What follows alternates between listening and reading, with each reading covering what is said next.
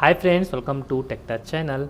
Today I am going to show you in this video how to update Windows security in Windows 11 PC. So before I start the video, please subscribe my channel for more latest video.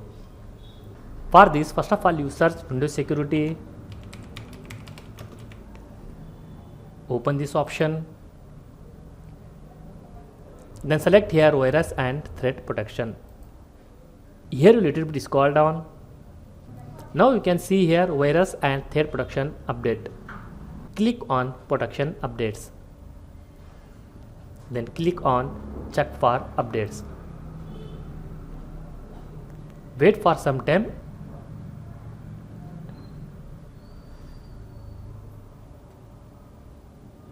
Now you can see here security intelligence is up to date. That's it guys. So enjoy show you update your Windows security in Windows 11 PC.